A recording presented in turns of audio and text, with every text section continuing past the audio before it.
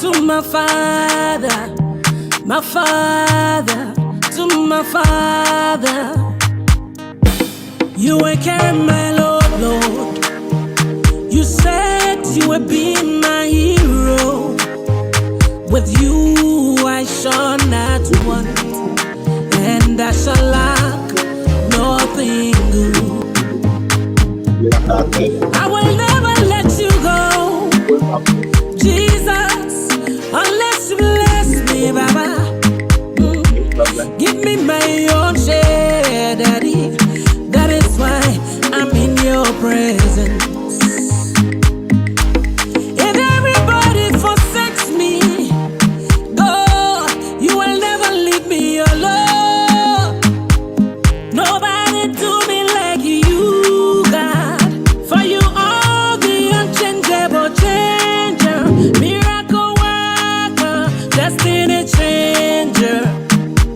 Give me my own portion, but take this Lord from me. You will carry my Lord, Jesus, carry my Lord. Now I'm in your presence, to have my own portion. God, I cannot bear this alone. Please carry my Lord, you will carry my Lord, carry my Lord. Now I'm in your presence, to have my own portion. People laughing at me because of my trouble. They say I will never ever make it. They say I will be where I am.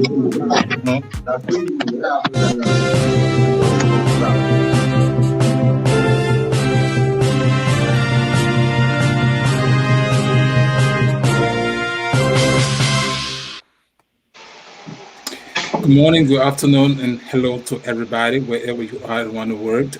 This is 2A Radio. 2A Radio and Television is the African Action Network radio station. We are broadcasting from Pennsylvania, the United States of America. Today, 2A Radio has brought on board three personalities. One is Mr. James Mafarlon.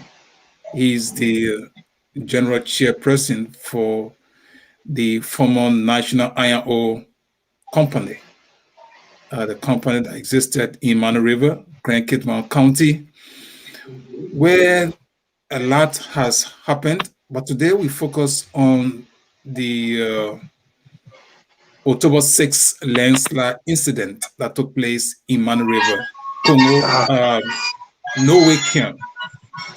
So Mr. Mafarlon has been brought on board to discuss what happened. He wants to memorialize that fateful or fatal incident. As we said, the landslide was a situation that brought government into Mano River at the time. And we also remember the late President Samuel Kanyado also went to Mano River that day. Since then, it's 39 years. And we will speak to Mr. Mafarlon. And also we are going to discuss with Dwana Walcott and another member of the Children of Mano River, but they're going to introduce themselves. At this point, we join Mr. Mafarlon, who will introduce himself, and from there, Dwana, and so on. Mr. Mafarlon, good morning to 2A Radio. Welcome, and how is life with you? Good morning to you, James. Good morning to the international world. Good morning to Mama Liberia as well. Okay. Dwana, can we see your face and introduce yourself? I'm Dwana B. Walcott Jr., the Secretary General of the Children's Union of Mano River. Okay, I think Maurice is there, right? Okay, Maurice, how are you? Yeah, good day, brother. How are you too? Who is Maurice? I'm Maurice Majon. a member of this organization, the Mano Rive Children Union. We thought to, I'm the Assistant Secretary General, working with the interest of bringing us back and reflecting the past of where our generation comes from. Okay, that's good. But for now, we start the ball rolling with Mr. Mafarlon. Mr. Mafarlon, you are welcome. And as I said, this is to a radio. But yeah, we want to ask you how is the organization, all right, the former workers of NROC, what is happening to most of you? What are the concerns that specifically we wanted to talk about the landslide that took place on October 6, 1982? Okay, as you rightly have said, today, October 6, 2021, marks 39 years of anniversary since the landslide took place. And in loving memory of the landslide victims and those that have died since the closure of NROC, peace be to their ashes in Jesus' name. Amen. Now, outline, how did this episode all begin? Mano River, today known as Mano River, was an area that was not well known in the Western region until sometimes in 1959 to 1960, when an unknown person that I didn't see discovered that there was iron ore in that region. Then the information was reached onto the president of Liberia. May his soul rest in peace, the late William V.S. Tubman, who was so zealous of the development of Liberia at the time. He right away didn't waste time. He called on the people to come. And within that scope of time, Monrovia, Liberia, the government of Liberia, went into a memorandum of understanding. The company that came was known as MMAL, and they named it Mine Management Associate of Liberia. That was the name given to this mining operations at the time.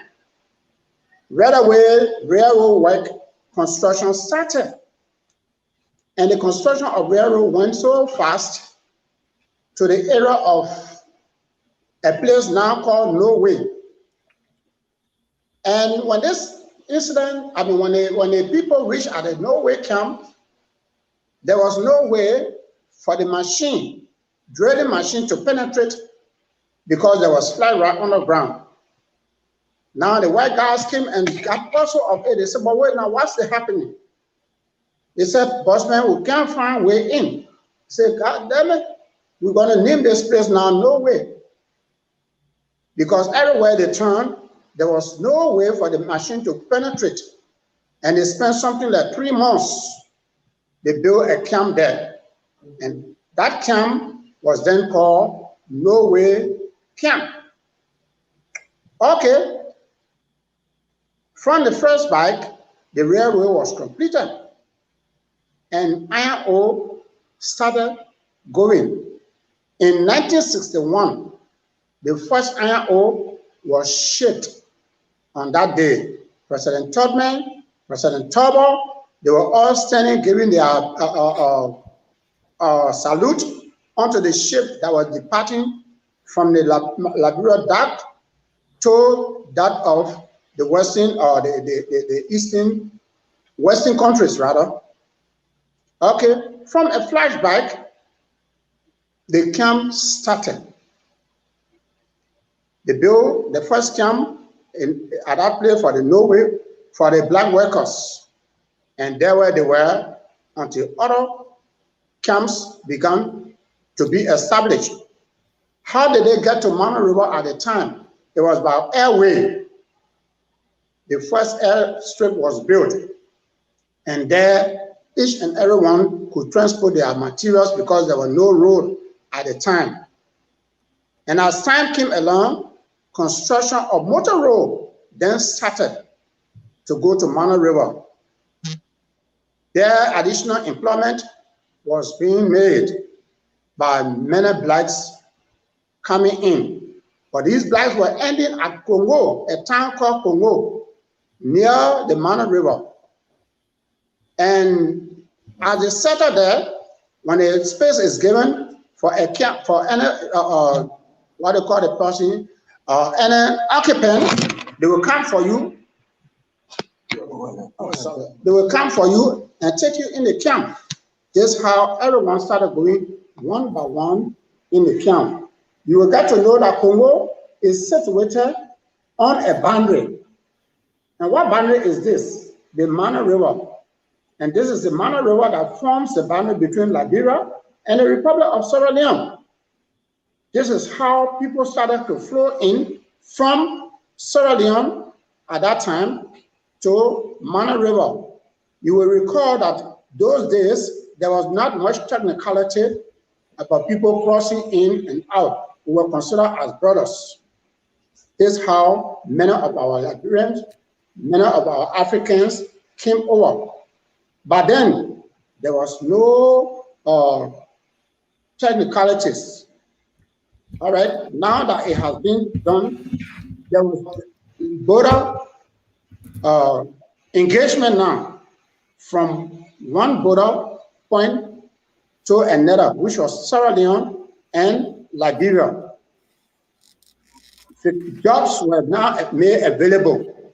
Vacation people used to come from Sierra Leone, students, in other words, from Sierra Leone to Liberia, get vacation job freely. And this was under MMAL. Now, MMAL was to be changed now to NIOC. And the first manager, you will recall, he was Mr. Pavola, who worked assiduously to get the company to what it was. All because government has brought the company, and so they own 85% share, government of Liberia. The people didn't have problem with that. That 85% share went on up to today. The company, the government of Liberia has 85% share. Now, by this, employment was increased. All under the regime of President William V.S. Tubman from 1961 to 1970. Then Tubman died. When Tubman died, Tubman took over. It was then a problem. Company was supplied still, or supported rather, by these shareholders of Liberia. And the 85% still stand. Smooth operations were going on, no problem. Now, during Tubman's regime, there came a need. The need was the railroad was then old. It needs to be reconditioned. The shipment in Monrovia, the very dock that they were using, they needed some, let's call it improvement on it. Even the Monrovia dock, from where the NO ship was dispatched, they were working on it. All right. How could they work? They thought, they said, well, we will have to borrow money from the Liberian government. This was the time now that somewhere around in 1978 to 1979, they had a negotiation with the World Bank, and the World Bank was able to supply the money accordingly. And the money was being used smoothly up to 1980 when the coup took over. This money was still being used to support the company. And the supporting was not only for the mining, but they supported the school that was built. And how was this school built? A man called Landslide Christians from America was invited by the friends. And when he came to Liberia, straightly he went to Mano River, and he saw the need that there must be a school within that region. That was a dark continent those days. Mano River, it was a dark era of Liberia. This American man did his best by establishing a school, which they did well by naming that particular school in honor of him. And many students were educated from this school called Landslide Christian. He didn't stop that far. He established another school in the Lower Camp area. Okay. There we know that it was a staff. The staff children, the management staff children were attending this particular school here. And we're attending this particular school here. So then everything was smoothly going on. Back now to 1983. But before we go to 1983, Mr. Mafarlon, yeah. Before we go to 1983, something happened in 1982, and we want to focus and emphasize that on this program. It is there. I'm coming on to it. Okay. Everything is laid out here. All right. Huh? Okay. The landslide that you are asking of, it was in 1982, October 6th. Right. On our fateful night, 2 a.m., when each and everyone was asleep, when this tragic incident began, I was at the scene immediately when it started, 2 a.m., because I was working in the watch plant at the time. And we started, for a lunch time. When we came to look, there were women on the railway with their lappers swinging. What has happened? They said the mud has fallen on No Way Camp. What do you mean by this? Right away, they got on board the pickup. We came to No Way Camp. When we got there, it was not too long. Another one was coming again with terrific speed. Wow! We drew back. That thing came and just flashed, and everybody was muddy. But what is this? We didn't know. While we were talking, another one came again. My. In less than 10 minutes, the entire area, No Way Camp, was occupied or covered 12 feet above ground level. 12 feet. Even with that 12 feet, there were some cattle racing Fulanis that were below the mountain.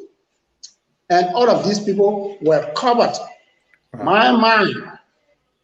Before they could break, it was too late. Then we started calling for help. People came from all over the villages. From Monrovia, I can recall the president, Dr. Samuel Kyan, though may his soul rest in peace, was one of them that came on the scene. Standing by Dr. Samuel K, though he was shedding tears, looking at the bodies that were being taken out of the mud. My, what a tragic incident. However, we worked up to 11 o'clock. There was no way now to get anybody from under the mud. The only way you could tell that there was a body, except, the human blood is different from all other blood. Wow. It shoots upon the surface of the ground. You will see a body. Wow. And as the woman will spot it, they will say, spotted it, they will say, a body is over there, let us go. The earth-moving equipment will just run there and just begin to lift. When you look, it will lift either one or two bodies. That is how it was. And each of these bodies that were lifted, they were almost naked in their night wearing. Wow. Nobody knew what was ever going to happen. And within that operation, we were able to take 51 bodies only, including children, pregnant women, and others were able to only recover 51 bodies. The rest of them left under the mud because there was no way to take them out. The no-way camp is still bearing its name. Now, these bodies were buried at a site. Today, you can see it was possible that I bring the pictures. Okay. We're going to see what really was going on. These bodies were buried. However, we have been pleading with government from year to year that Ali who should celebrate this body. So from your effort, since you are the chairperson and one of the survivor of the landslide, the fact that you said you were working at night and then you took the pickup and went towards No-Way Camp, and you all saw other mud coming down and you all saw the entire incident. Since you've been engaging government for the memorial service, has government consented? Were you able to meet any government official? Was there anything planned to remember these people that died? From that time up to today, I can show you series of letters. If you look here, series of letters sent into the government of Liberia. But you know what has been happening is that it's like, because government is owing us, they have been very much embarrassed to answer any letter or any request to meet with them. And okay, I'm going to come to that, because we know that's the crust of one of those issues. Liberia, its developmental goals, Liberia, its citizens, those who labor for the country years back suffer, and some of them are still dying. And the government of Liberia should be more concerned for its citizens. If you have like a company that was established, as you said, 85% owned by government, it should there be the responsibility of the Liberian government to show the full responsibility of its citizens. It doesn't matter whether it was the Talbot time or the Todman time or the Samuel Doe time. When you take over government, it should be your priority to look at the debt portfolio and be able to mitigate or solve those problems as per the need. But talking about the NROC landslide or the No-Way Camp Mano River landslide, I remember that fateful morning. We students, I grew up in Mano River. We students, we were on the bus when we got to No-Way Camp that morning. The road leading from No-Way Camp to Congo was blocked because the mud has covered the entire road. All right, and even Lawrence F. Fisher, he was the managing director, the general manager of NROC at the time, and his daughter, one of his daughters, has just come for vacation that year, and we went to Jenjen Camp, where the bodies were buried. Landslide camp is named. Okay.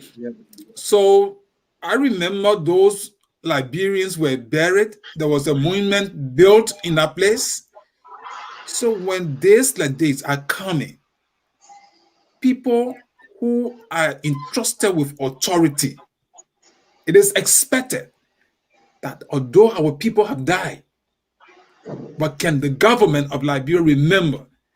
In America, the people would have they would have remember the dead. From records, from what I've read, about over 200 persons died in that mud. Why would this not concern any government official? So my question to you is, this government, this year, the 39th anniversary, 39 years since the 1982 landslide, were you able to reach any government official, and what was their response? Okay, as we speak, there are a series of letters that have been sent into this government. Let me not go behind, even to this government.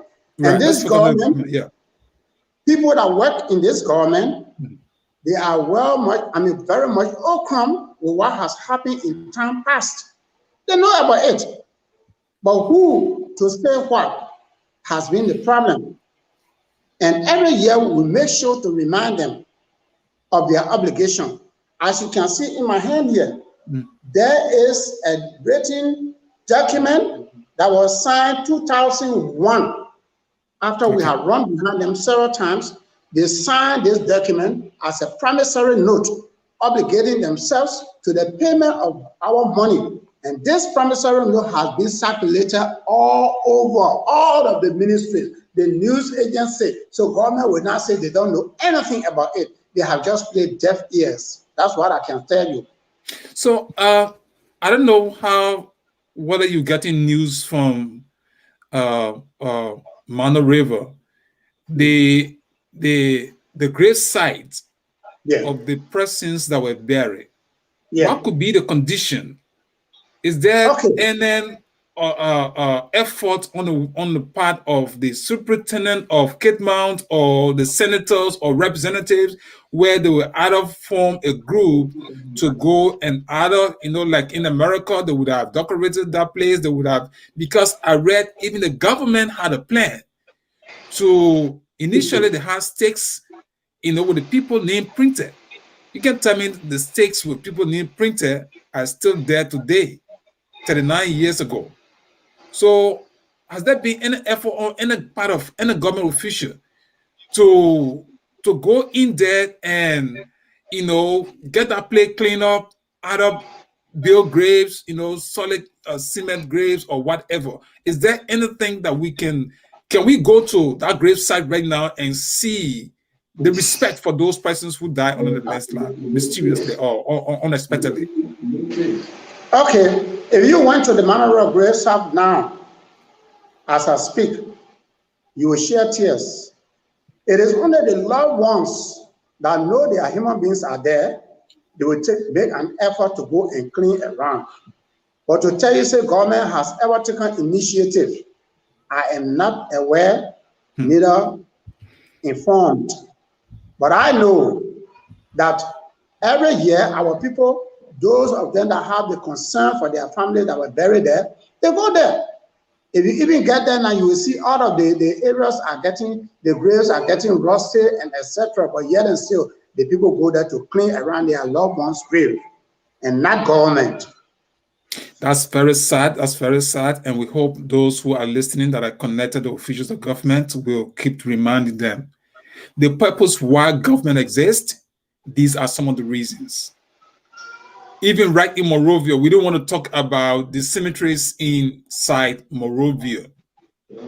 There is no need why you have a government that cannot pay attention to these things. 200 persons dying. Let's think about it. And there's even record that government collected a huge amount of money. I was reading the USAID report just last night. Several governments around the world contributed because of this thing. I have it right before me. So what is happening? Why should our people die in such a tragic condition years ago and we cannot remember them? Today's October 6th. Did any of our government officials think about this? Or people are merry-making? So it means when you serve government in any way possible, when you die, you are done. No, don't forget it. Don't forget it. The purpose for what government exists, like in situation like that, even the senators of Grand Kitmount County, Mano River, the superintendents, county officials, they should have put a little package together, send a team over there, go there, clean the grave, pay people. Maybe you can buy even 2 bags of rice. Just send it over there, and people will be there. The human power is there to clean that place and otherwise watch whatever they have. The monument is standing over there. I don't know how that monument even look up to this date. But Mr. Mafarlon, you are the chairperson. Now you are rating communication upon communication, and I can see your age yourself. You still able to remember these things and able to give us some update. Have you ever been able to reach to any international group on some of your communications? reaching to international group, James, I have tried. Even I got versed once upon a time. I reached to international body. That is the OMIO when they were here. Okay. When they read this communication, they say, wow, there is no need for investigation at all, but let the government pay your money. But talking about pay, let's shift the discussion a little bit. That is the NROC former workers. Mm-hmm. And firstly, let me ask you, how many of you Liberians from different counties that worked for the company are still alive? Do you remember there's any record that can speak to that? More than half of the people have gone under the great beyond. More than half. If I will sit here and begin to name them, maybe my time will finish. But more than half of the workers have gone under the great beyond. It is just God's mercy that I am still alive, maybe for a purpose. Right. And I think that's another point that you just emphasized. Our people were owed by the government of Liberia. Okay. And most of them have died. The government has not paid these people. Imagine somebody who labored and was not rewarded and they died. And government is yet to pay attention to those who are living. So my concern, and I hope you emphasize this, what do you think the CDC government can do? Even though you say you are reading communications upon communications, what do you expect the government for today, not the past government? Every debt portfolio that came from past government should be salvaged, should be settled by this government. Okay. Have you been able to meet the finance minister or some officials from the Lands and Mine Ministry or somebody in authority that have said some words to you regarding your benefit since the mine got closed? Yes. I can show you series of letters that I have here before me with their dates and all. We have met the Minister of Finance, where we show the obligation of government, but to no avail. We have met the Minister of State for Presidential Affairs to show the obligation of government, but to no avail. I have personally met with the President of Liberia then, Mafarlon Johnson Salif, to show the obligation of government, but to no avail.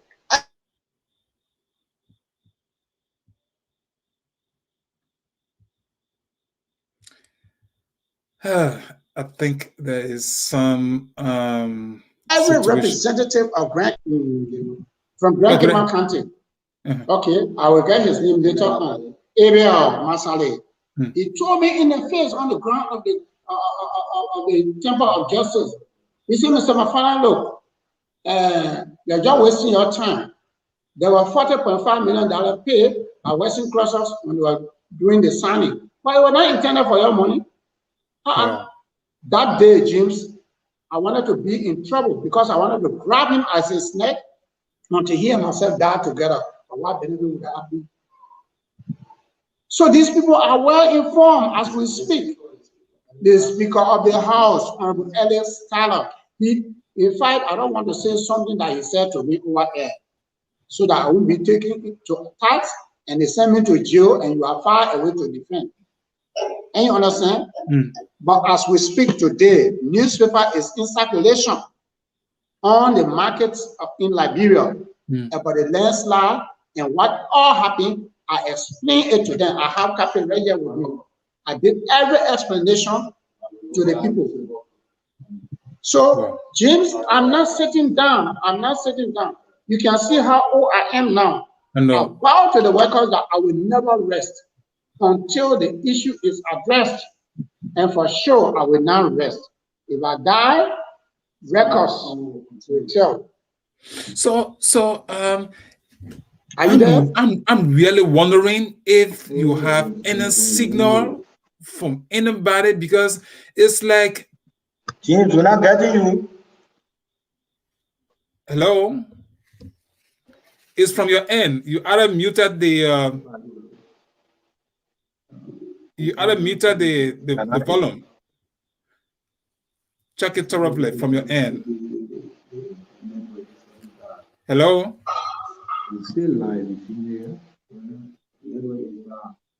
No, the network clear. Yeah, but I'm hearing you. I'm hearing you. So it's from your studio, brother. Check it out. okay, let me signal patient. Sorry for this breaking transmission. This is 2A Radio. We are broadcasting from Pennsylvania. Sorry to our viewers.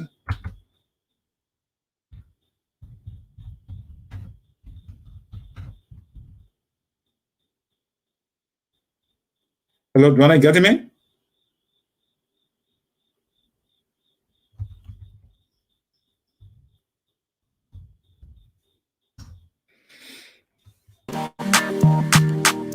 Hey, hey, hey, hey, hey. I'm running to my father, to my father.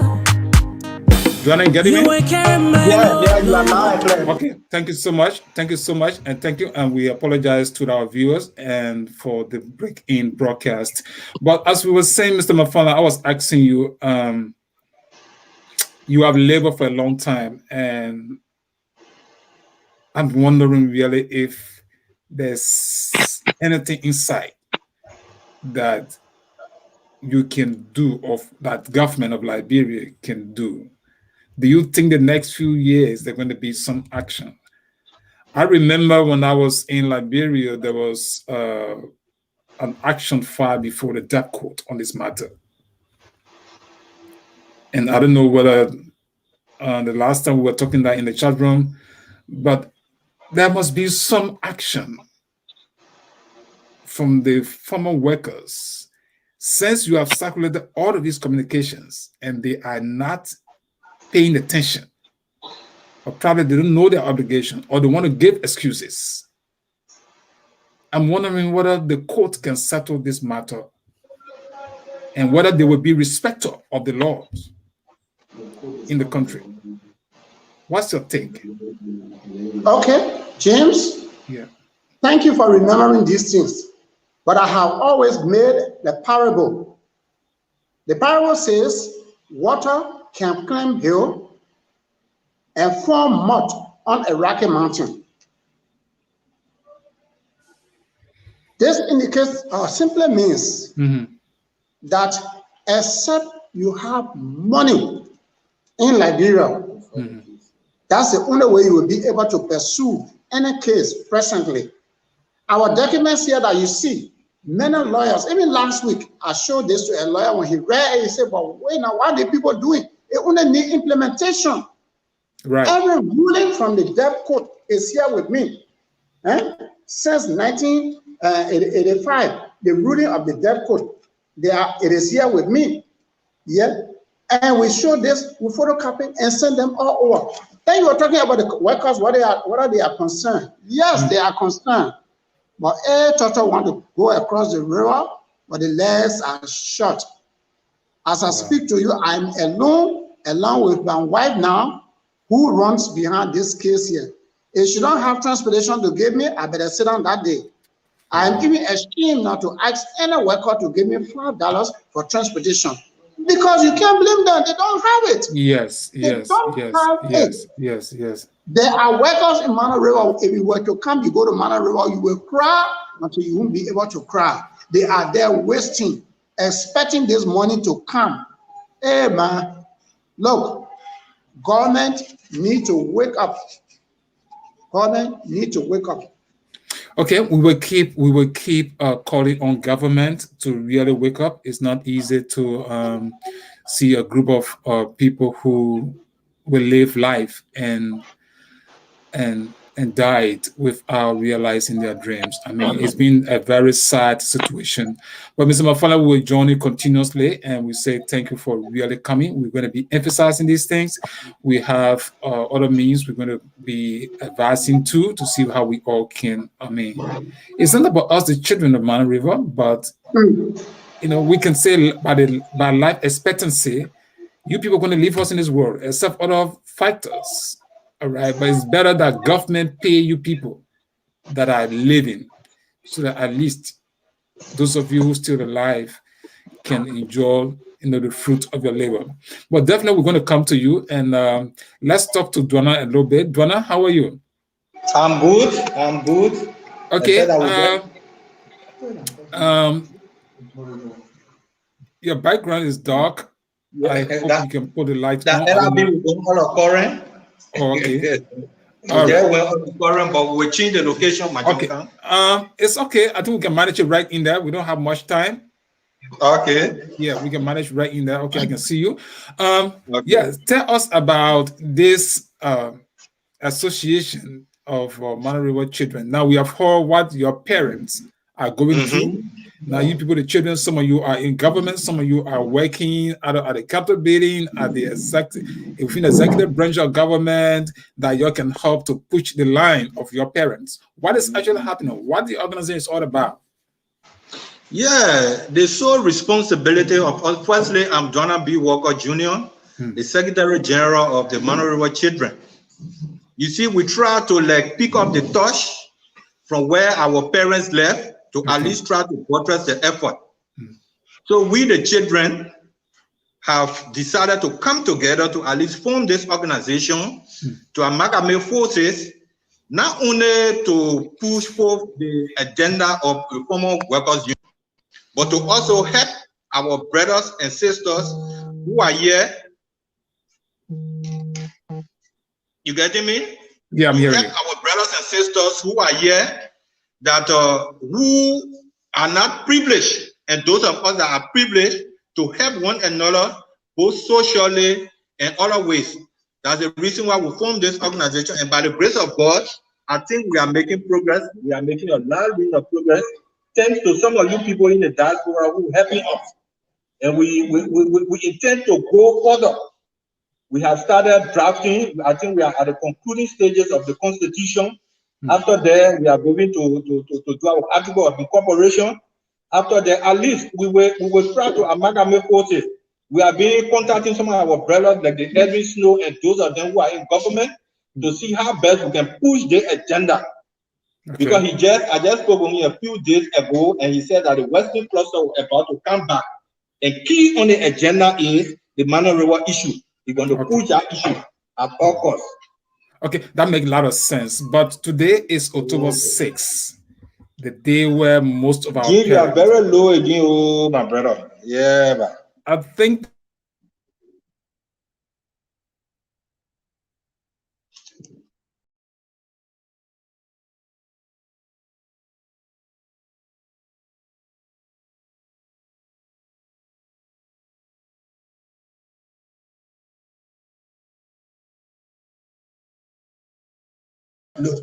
James, you getting me?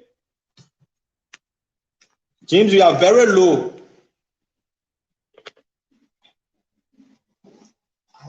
You are low. So besides saying something that you have proof or don't have proof of, you are in Nigeria, like you already stated. If you say anything negative now and you intend to run after it, because look at us on our side. Getting on the internet, you know why? You heard the name and said he just read UN report on some of the money issue regarding NRC. So he's doing some investigations. So if you just say things and it affect this government, you go to any military report. So now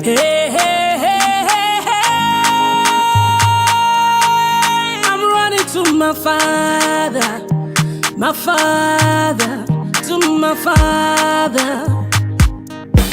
You will carry my load, Lord. You said you would be my hero.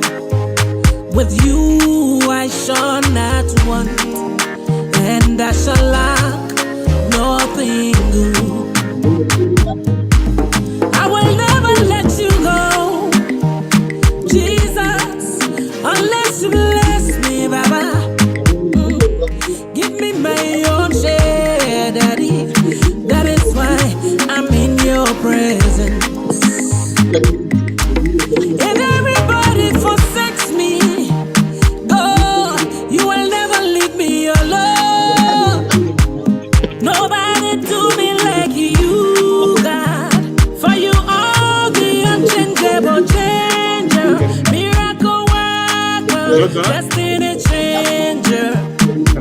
Give me my own portion. But take this Lord from me. So we go right back to Dwana, who is telling us about the Mano Rive Children Union. So Dwana, you were in speech, but I was asking you, today is October 6th, commemorating the dead, the 200 persons that were buried by the mud. You children of Mano Rive, what can you remember and what are you guys doing regarding today's day? My brother, we just want to give God the glory that people like some of you are able to air our view. Because we as children, we are trying very hard. We wanted to have formulated a program for this day, but one of the best way we could do it was to do it through your medium. Okay. And I know by the grace of God, thousands of our brothers in the diaspora are listening to this. Sure. This is just the beginning, though it has been past a very long period of time now. But we try to work from this.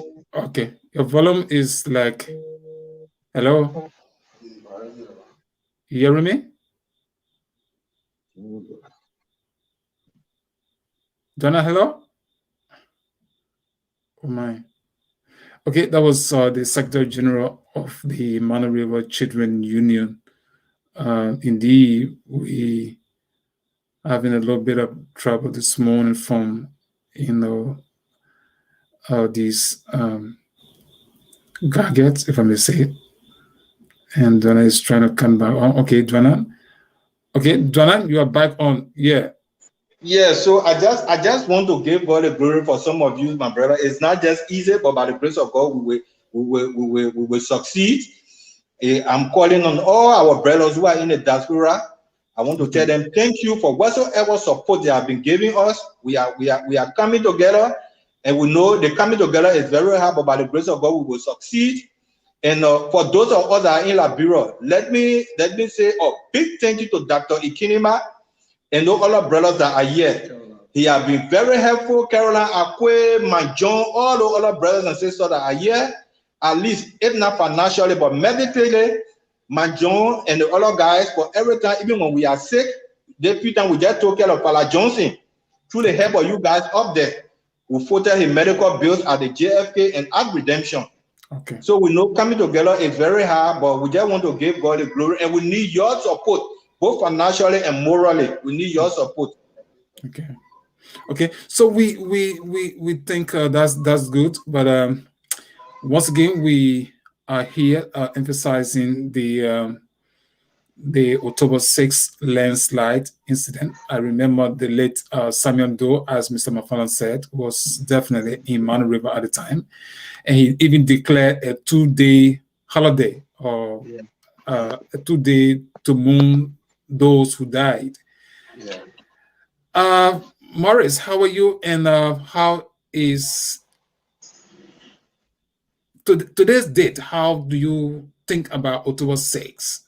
First, then tell us who are you again, and then tell us your own feeling about October 6th. How old were you at the time, and what was your input at the time, or how was life at the time?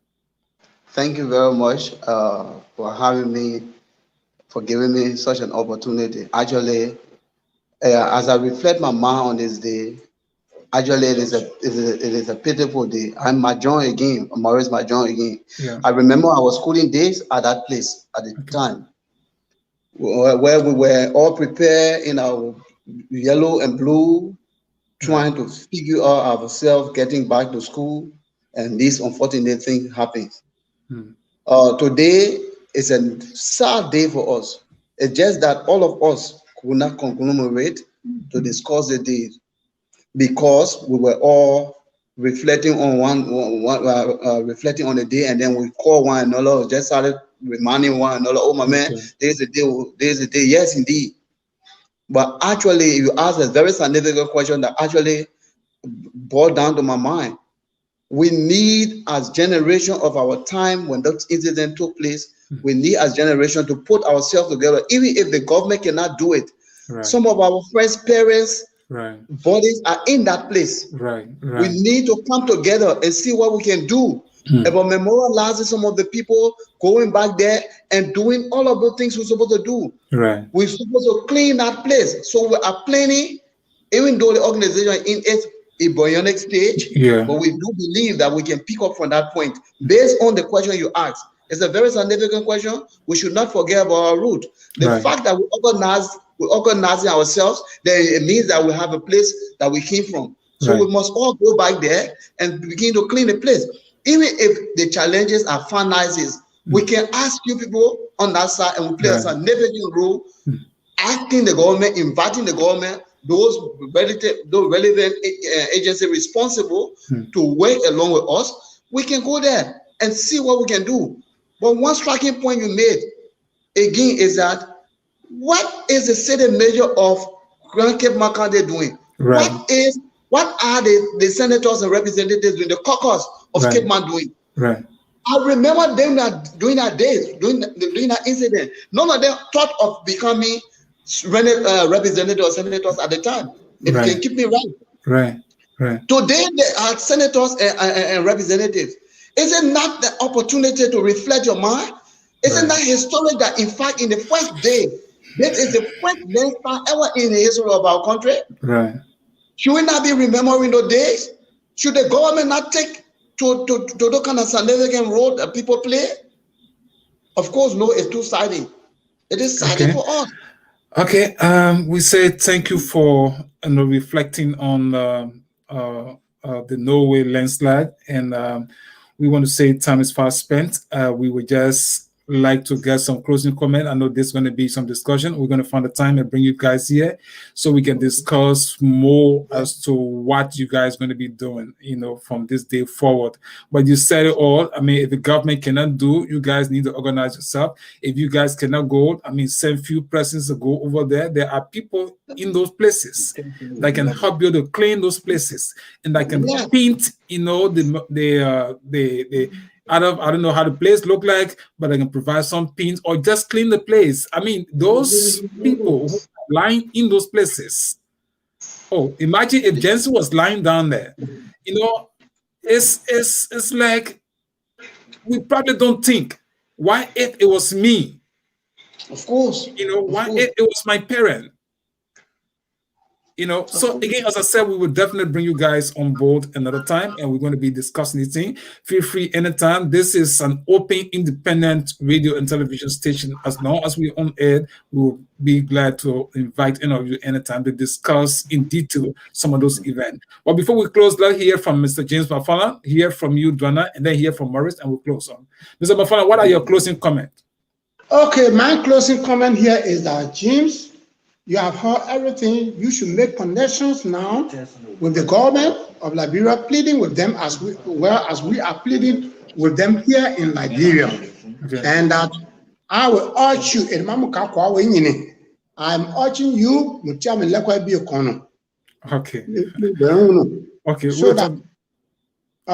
so that's my plea with you.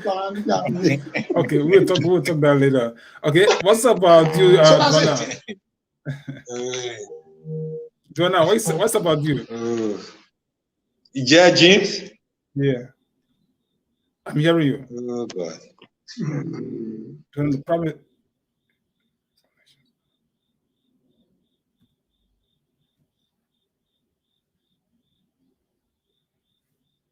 Well, I don't know what's going on, but as I said, I'm connected.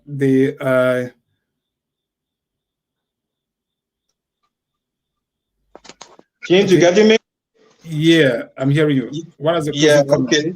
Yeah, my parting comments is that I just want to admonish all of my brothers and sisters who are part of the organization. Because of the COVID-19, we subsided a little bit on our meetings. But by the grace of God, the third Sunday in this month, we're going to have meetings. We're going to restart. So it is my plea to them, and the venue will be at the Caroline's place.